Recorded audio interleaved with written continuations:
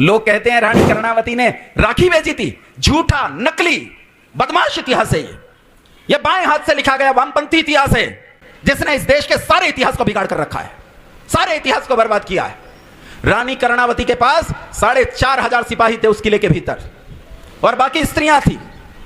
जब वो 40,000 का लश्कर चारों तरफ से उसे घेर लिया और महीनों तक इस चित्तौड़ के भीतर, किले के भीतर रहने से रसद और सारी चीजें कम होने लगी थी, तब रानी कर्णावती ने अपने पति का वो युद्ध वाला बाणा धारण किया, सेना के सामने आई और सैनिकों, सिपाहियों से कहा कि उठो, किले का द्वार खोलो और टूट पड़ो इन मलेच्छों पर, टूट पड़ो इन मुसलमानों पर।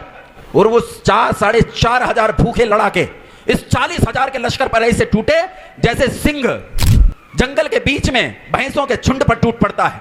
उन 4,500 ने 2/3 सेना का कत्ल कर दिया, 2/3 सेना का। और इस युद्ध में एक एक वीर मारा गया, एक एक व्यक्ति मारा गया, एक भी जिंदा नहीं लौटा। उन्होंने अपनी वीरता दिखाई। उस दिन जानते हो, सुबह जब सूर्य उदय हुआ तो उस दिन उस सूर्य को दिन निकालने के लिए उदय नहीं होना था। सूर्य उस दिन इसलिए उदय हुआ कि उस दिन उसे इनका लाघव देखना था। हवाएं उस दिन इसलिए चल रही थी ताकि वो इनके चरण चूम सकें। उस दिन धूल हवा में इसलिए उड़ी थी ताकि वो इन वीरों के मस्तक पर चंदन की तरह लिपट कर स्वयं में गौरव महसूस कर सके।